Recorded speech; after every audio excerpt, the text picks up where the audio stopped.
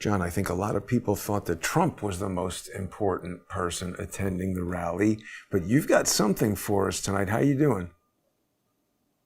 I'm hanging in there, man. Crazy week. I mean, school shooting again and all that stuff. I mean, that shook me up. I got to tell you, it's interesting. People comment, and somebody made a comment today about, how I don't care about school shootings. That's not necessarily, that's not What? true. That's Yeah, not, why would yeah, they say that? Oh, because you're not covering because, it, you mean?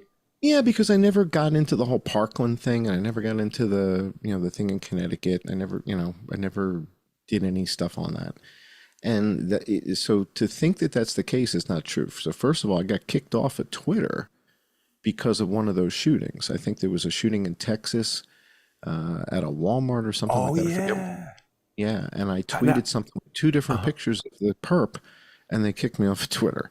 yeah. So yeah, so That's the thing. A lot of times people will be like, oh, how come John isn't talking about this? How come Jason isn't talking about that? That's part of the setup. And certain people don't get it. Maybe they're regular people, but it's like if you're coming at me with a fake name and a flower picture, like, oh, here, investigate this thing that you're not even talking about. It's like, this is what social engineers do to us. well, there's only so many hours in the day, right? So in fact, because I'm so myopic, this is an interesting observation. People, before I realized that I had Asperger's, people thought I had OCD. And it's not OCD. It's like I don't count stuff or go back and forth between doorways and I don't have to touch things 4 times. It's not like that. But I kind of have the ability to kind of switch on myopic focus. So I can look like I have OCD. It looks like I'm obsessing over something like the Las Vegas shooting and windows and helicopters and stuff like that. But to me, it's just focus. But it's at the detriment of I have no idea what's going on in the world. Like except for that school shooting this week, I don't really know what else is going on because I'm so focused on this stuff.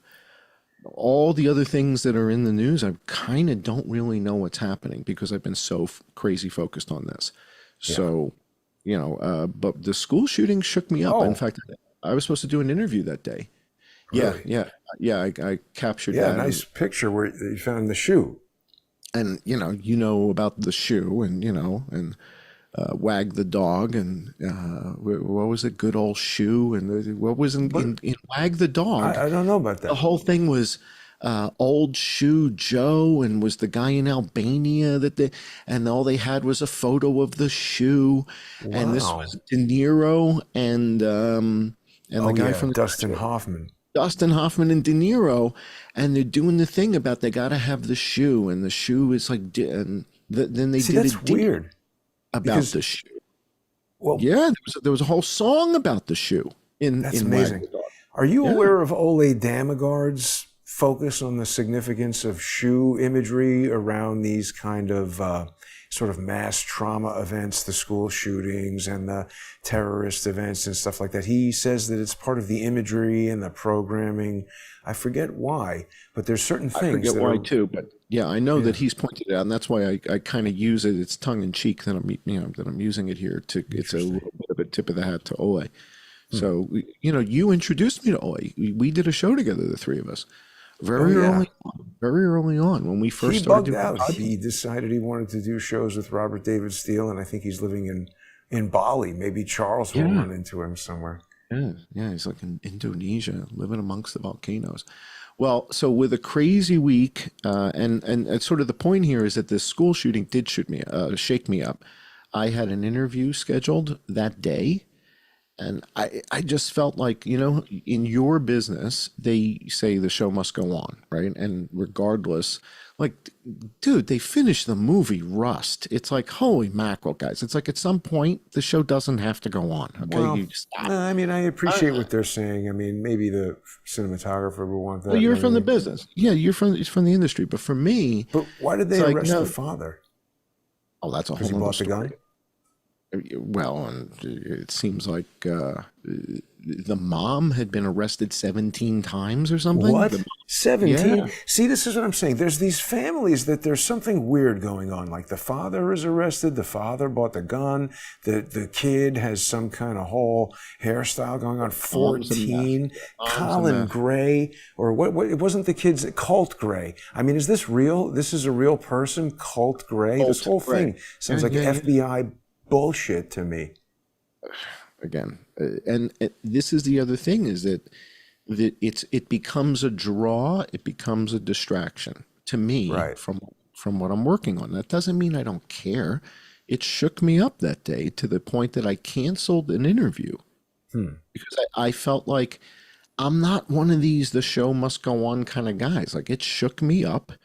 And my head is spinning about what's happening. You got 4 dead people, 30 people injured, and what's going on there. And as it's happening, I'm thinking, I can't go do an interview with somebody and go talk about another subject as this is transpiring in real time. And so, and forgive me, I don't mean to be insensitive when I say this sounds like FBI concoctions. I'm not saying that people weren't killed. I'm just saying, how many times, this is a serious question, John. How many times can we hear they always say, oh, the FBI, we had this guy on the radar since 2013. Is anyone looking at this FBI radar, or is it just on in a room and everybody's on it and no one's looking at that? Yeah, I said it was quiet and demure. So that's the secret. You just be quiet and demure. But I'm serious in this question, because I think that when they say this person is on our radar, they mean they're aware of who they are, communicating, etc. This is someone that the FBI is grooming. And it takes me back to this guy, Justin Hess. Why were all of these internet trolls that we're very aware of interacting with this guy who did snap? Are there a certain number of individuals who the FBI, they kind of like, what's the word I'm looking for? They profile them and say, hey, this person is schizophrenic or borderline personality, whatever, and they have guns, and let's see if we can, pay this guy $500 to bomb a Christmas tree or whatever the hell they're trying to do. They always have these people on the damn radar. So what does that mean? The Tsarnaev brothers in Boston, right? The Boston bombing. All that. They were, dude, I don't get it. This is your world. This is people. I don't understand people. This is espionage. This is espionage. Somebody shot people at that school, and then separate from all that, we have this story. How do you convince a 20-year-old kid to go scamper up a bunch of roofs with an AR-15 and take one in the forehead? Again, that's not what they convinced him of. They tricked him into that. Well, that's what I mean. How do you trick somebody into doing something like this to think, I'm going to be fine? And then bang, he's dead. But we got so much. Did you see this? Before we go to that, along the lines of what you're saying, so I had put into the Beaver County ESU. Yes. I've been posting about this today. So it's pretty huge, right? I think they made a mistake. A mistake by sending it to you? I think that they didn't want to send me that document with all these unredacted names, because that's what you. No, don't put that on the screen. Don't put that on the screen. We're gonna get age knocked, please. Damn it! Sorry, dude. That just happened. Oh well. Sorry. This is how they get us. But the point is, people should sign up to sponsor this show so that we don't have to deal with this nonsense. I should have queued that up before it was on screen. I apologize, John. People can sponsor us where we can operate in a First Amendment friendly environment. And we're going to be doing that in about 25 minutes. People can join us on subscribestar.com/IamJohnCullen, patreon.com/IamJohnCullen, odyssey.com/@crowdsourcethetruth, and all the other Crowdsource the Truth channels. What I was trying to get to is I got this thumb drive. My Beaver County ESU Right to Know Act thing got fulfilled. And so people can go to crowdsourcethetruth.org, and you can either download the entire contents of this thumb drive. This is an interesting story, how I got this. They didn't want to give it to me. I had to threaten a lawsuit and speak to the district attorney, and I could tell that the frustrated person I was speaking to would have been the person who would have had to answer that lawsuit. So the next day, magically, I got this letter, and they said, your thing is coming in the mail. So people can download the contents, or you can go right to this unredacted document where we now know the names of the different individuals who took the photographs, who was, this is a misspelling, it seems, of the And that's guy's a big name. deal because one of the things that we needed to know, one of the things that has been sort of like an open question that's not on the bookshelf, like this is front and center sitting right here on the table, is who else was in the building with Greg Nickel when he comes to the doorway? So we see from the dash cam, he comes to the door, opens the door. What was it, a minute after? 2 Right, 90, minutes. yeah, a minute, 2 minutes, 90 seconds after he comes to the doorway. Well, the big question is who else was in the building with Greg Nickel? Who was left in the building when Greg Nickel came to the doorway? And that now we've got some names. So this is a big, big deal. But as important as these names are, there's one person out of all these people that changes the narrative. Who is One it? person. Well, that's what we're going to look at tonight. That's what the show is all about. One of the interesting things, by the way, about Greg Nickel, who he's not just married to Michelle, Right. who's the medic we see up on the rooftop. So Michelle's the medic on the rooftop. I think she's got orange gloves on. Is that right? She's wearing orange gloves. She's in the SWAT thing. She's a member of the SWAT team. They're married, but we keep seeing these parallels to the Vegas shooting. He's a canine cop. Dude, if he had a Malinois with him, that Malinois would have taken that kid on the roof and grabbed him by the groin, and we would have had this whole thing finished in a matter of 6 seconds. That dog would They have... didn't have any canine units there, did they? He's a canine guy, Maybe just he's- like in Vegas. Zoom out and look at his chest. It says Yeah, it canine. says canine. So what do you mean just like in Vegas? What is it So in about canine guys? So in Vegas, both David Newton and Josh Bitsko were canine handlers. They're the two guys who were there with Levi Hancock who breached the room at 32-135. Both of them are canine guys, and they left their dogs in the car.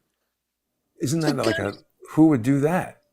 That's kind of it's like you train for this moment, and then you leave the dog in the car. Isn't it also terrible for the dog? Well, they've got the air conditioning on or whatever, but the whole point is if you're going into a suite where there's a shooter, Yeah. why would you not bring the Malinois? Yeah, why? And Greg Nickel is here.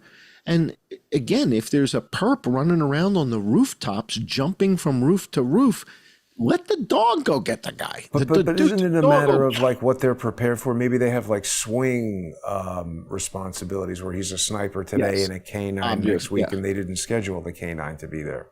But it's just another parallel where we've got a canine handler with no dog, and all hell breaks loose. Just like in Vegas, where you got Newton and Bitsko, canine handlers, no dogs, up in Mandalay. It's like, guys, if you had your dogs, you'd be getting stuff done. But I digress.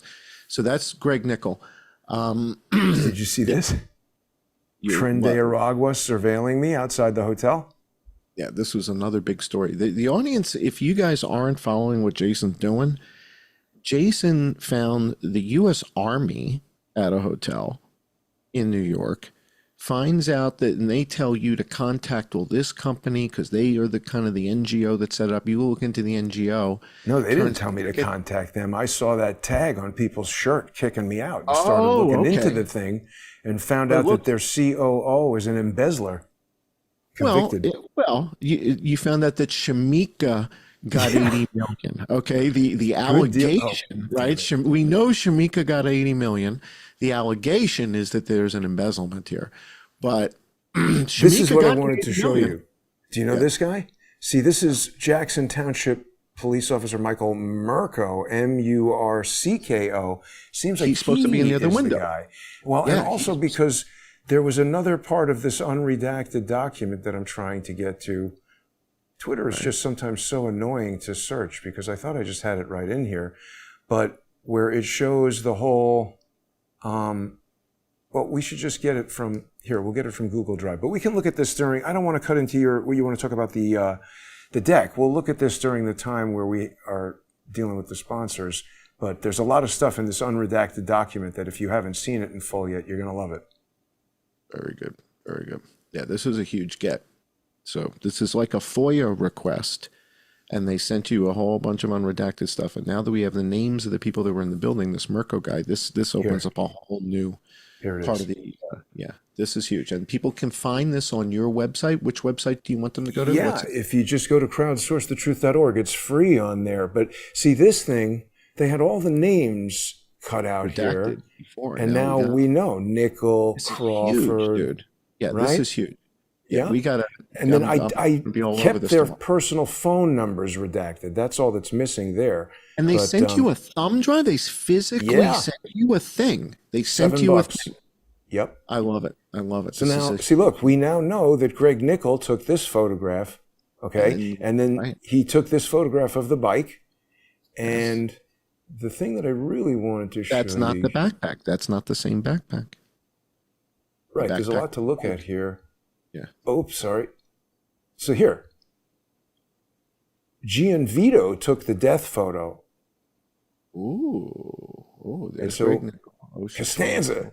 It's not George Costanza, but we know these guys are all there, and that's there's wife. Michelle, right? Vassilidotis. Pretty amazing, right? Yeah. So she's Greek. Michelle is Greek.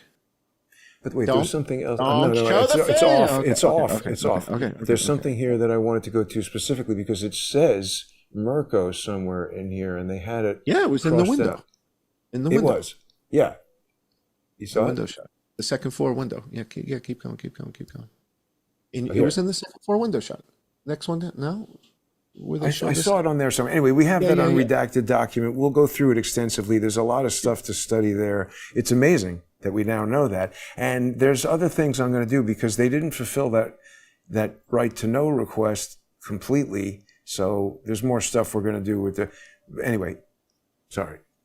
All right. Why don't we go to the deck? And I'll walk everybody through stuff where we don't have pictures of the dead kid on the roof, and we'll. No, that's not on screen anymore. Okay, if we're still on YouTube, they may have hit the button already. All right, so so we got this shot of the shoe. This is wag the dog, ole damagard, the shoe. Let me get my shoes, and it looks like he left one of his shoes behind. So that's important. So the big question for tonight's show is, of all these people, who is the single most important person? And some people have said Greg Nickel is the single most important person. Some people have said the person in the window next to Greg Nickel when Greg Nickel leaves to go downstairs and locks himself out of the room. So everybody's got a theory about who's the most important person. Some people have said Donald Trump is obviously the VIP. That's what I thought. All right. Well, again, I go by thickness, so I measure things a little bit differently. Right. To me, the single most important person here in this crowd would be the person where, because of their existence, because they are where they are, and they either got shot or did not get shot, it changes the entire narrative. Is there out here? Anywhere in the whole place. In other words, anywhere in this whole Butler scene, anything that's happening in Butler, is there a person that changes everything? And the answer is yes. And that has to become then the focus, because as much as everybody else is important, there is one person here that changes the entire narrative.